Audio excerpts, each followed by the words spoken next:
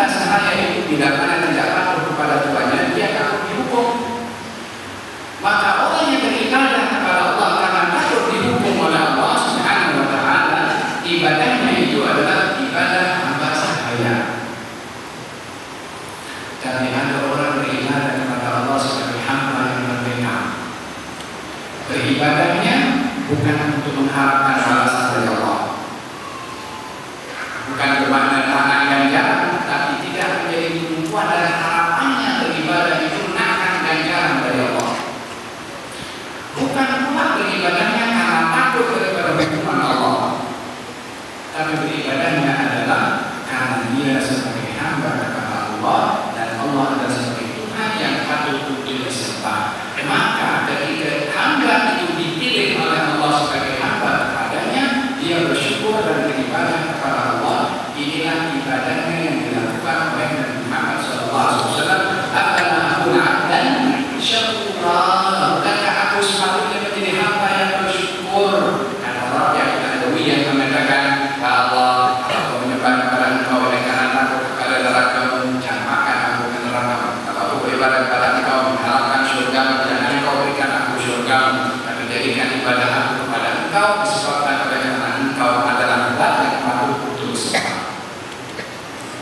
Dia tak kisah apa yang itu disediakan oleh Allah, bukan takna, tapi bergantung kepada hakikat seseorang itu kepada Allah Subhanahu wa Ta'ala. Afala ta'lamun syukra, kata Nabi sallallahu alaihi wasallam, maka Nabi bersabda, ada lagi bagaimana aku tidak menangis sementara Allah Subhanahu wa Ta'ala telah menurunkan firman-Nya dalam Al-Qur'an, inna fi khalqis samawati wal ardi wa ikhtilafil laili wan nahari la ayatin li ulil albab, sampai 10 ayat yang terakhir dalam surat Al-Imran.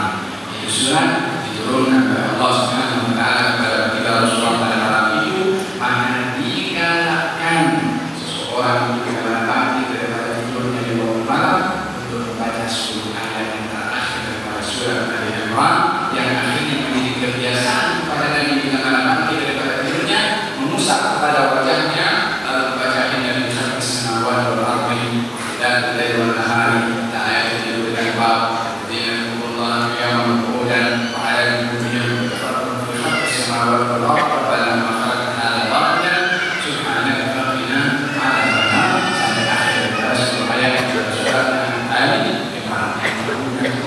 Mulai dari inna fi khalqis samawati wal ardi sampai akhirnya. Ini dibaca di dalam tidak dalam keadaan jahil.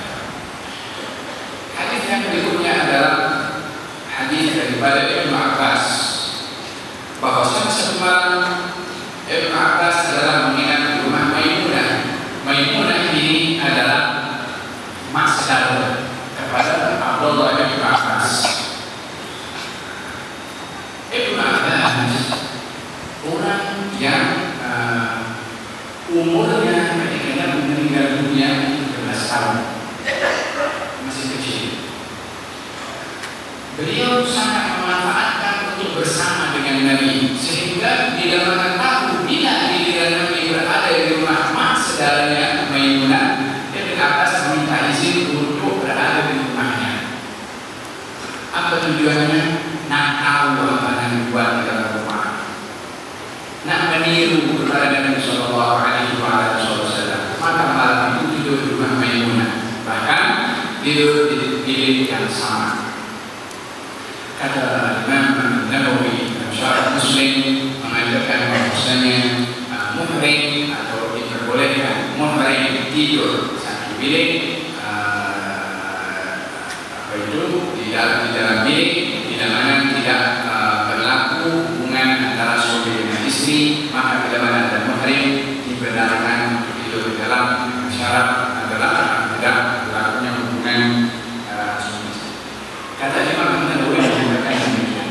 Maka Ibnu Abbas yang pada malam itu menginap di rumah Maimunah, maka aku fi ardil wisada, aku ambil lantar tidur. Waktu Rasulullah ahlahu,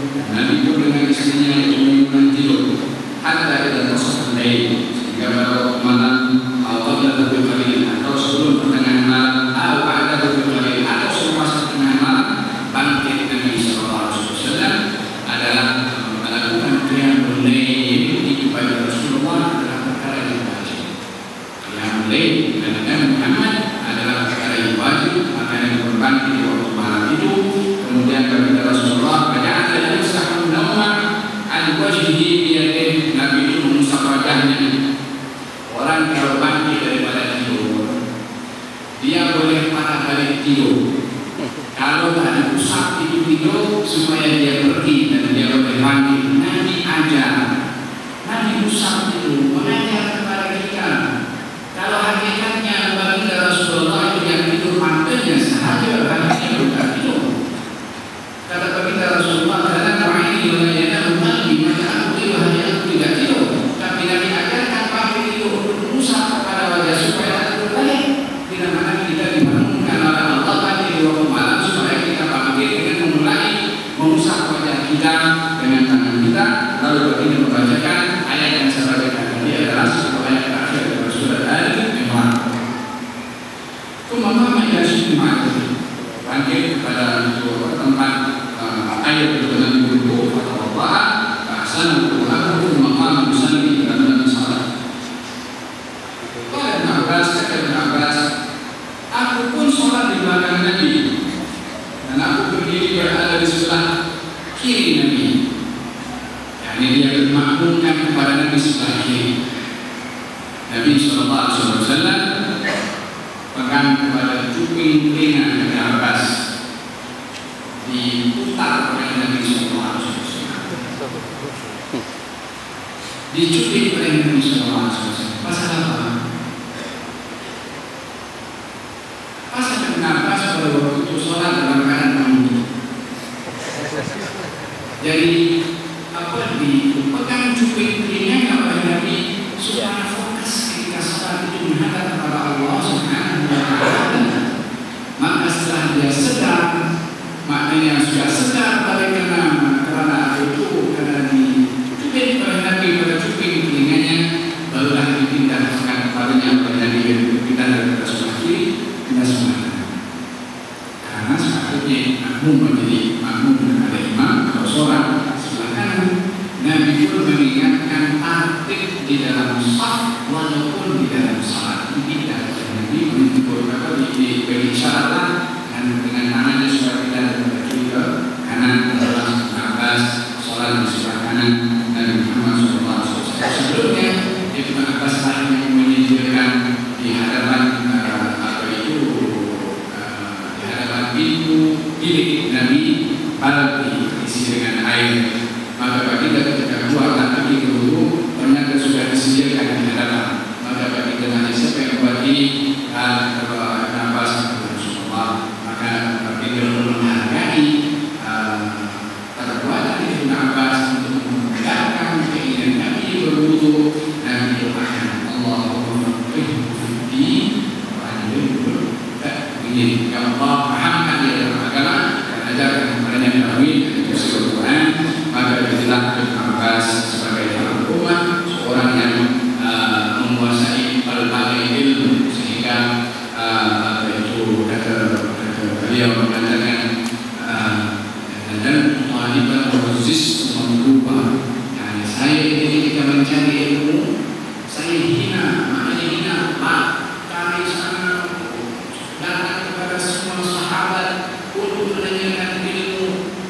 Panas matahari terik berdebu pun mengenai kepada wajah susah payah masa cari ilmu. Berziz memberubah. Tidak dapat ilmu, mau tak mau dia dimuliakan. Nak tak nak pasti akan mulia. Maka dia adalah mempunyai Universiti Ibn Abbas dengan berbagai takhasus, berbagai kuliah spesialisnya Ibn Abbas ditentukan dengan jadwal. Pagi, ya kata yang menanyakan tafsir silakan masuk semua yang masuk nak tanya tafsir. Lepas keluar yang nak tanya hadis silakan masuk semua yang nak tanya hadis. Berbagai takhasus kuliahnya Ibn Abbas radhiyallahu anhu Allah daripada usul khidmat, cara khidmat yang baik kepada para ulama, maka dapat barakah ilmu jadilah Ibn Abbas dan juga yang mengkabul dan rumah. Tidak setelah itu susah payah untuk berteman kepada ulama lain, kepada ulama belajar cari ilmu dan sebagainya. Maka dipindah oleh Nabi Sallallahu Alaihi Wasallam lalu Nabi sholat 2 rakaat, kemudian 2 rakaat, kemudian 2 rakaat, kemudian 2 rakaat, kemudian 2 rakaat, kemudian 2 rakaat, walau summa awtar. Kemudian Nabi memwitirkan, menjilkan salatnya. Setelah salat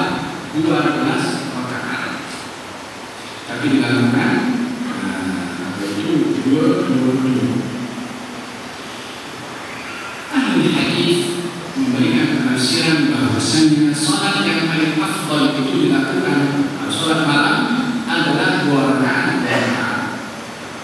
Walaupun Nabi pernah buat salat itu dilakukan 9 rakaat oleh Nabi kontinu, yang 9 rakaat terus. Hanya 1 rakaat yang ke-8 Nabi duduk, lepas itu bangkit balik tambah 1 rakaat, itu dilakukan dengan 1 salam. Nabi pernah buat 7 rakaat 1 salam. Perbuatan yang berbagai ini menunjukkan bukan adanya perhubungan antara cara dan salat, tidak, tetapi keperbagaian di dalam cara melakukan salat. Boleh 2 rakaat 9 rakaat secara berterusan atau 7 bilangan asal 7 yang akhir itu adalah witir.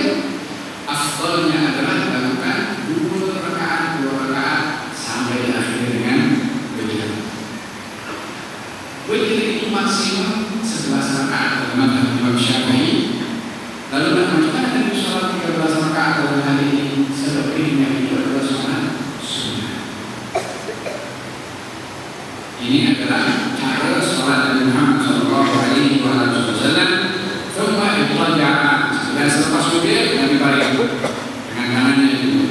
Hatta idza ja'a al-muadzin, ketika dikumandangkan adzan, Nabi terus keluar bangkit untuk sholat 2 rakaat yang dimaksudkan adalah sholat 2 rakaat sebelum subuh. Selepas adzan subuh, sholat 2 rakaat sebelum subuh, rakaatan qabla al-fajr khairun min dunya wa ma fiha. 2 rakaat sebelum subuh itu lebih baik daripada dunia dan seisinya. Sholat sunnah yang kedua untuk menjadi imam. Hadis yang ketiga yang terakhir adalah dari Siti Aisyah, karena Rasulullah sallallahu alaihi wasallam yanamu awwal al-lail wa yuhyi akhirahu. Adalah Rasulullah kebiasaannya tidur di awal malam dan akhir malam beliau menghidupkan malamnya bersama dengan Allah Subhanahu wa taala. Mudah-mudahan daripada cara ibadahnya Rasulullah sallallahu alaihi wasallam sebagai seorang insan yang sempurna, tapi ibadahnya itu adalah sesuai dengan kedudukannya. Kalau seorang sahabat yang sholat bersama dengan Nabi di waktu malam, beliau menjadi makmum, sahabat itu menjadi makmum pada Nabi, maka Nabi start daripada surat Al-Baqarah. Surat Al-Baqarah 3 juz lebih, maka dibaca juz pertama, terus masuk juz yang kedua, kata makmumnya itu tidak. Bila mana masuk kepada surat Al-Baqarah sudah selesai, disangka akan pergi ke rukuk, disambung oleh dengan surat Al-Imran. Sampai surat Al-Imran habis, disangka akan pergi ke rukuk, sambung oleh dengan surat Al-Nisa. Dia dah buka kaki dengan jari di imam lihatlah menuju, sehingga saya hampir tak batalkan kalau saya melakukan Sallallahu Alaihi Wasallam. Bila rukuknya itu hampir sama masa beliau berdiri. Bila mana pergi ke sujud, sujudnya hampir sama dengan rukuknya. Kita sholat tarawih, imam baca 1 juz, 1 lembar setengah dalam 1 tarawih, makmum pindah dari Masjid Express.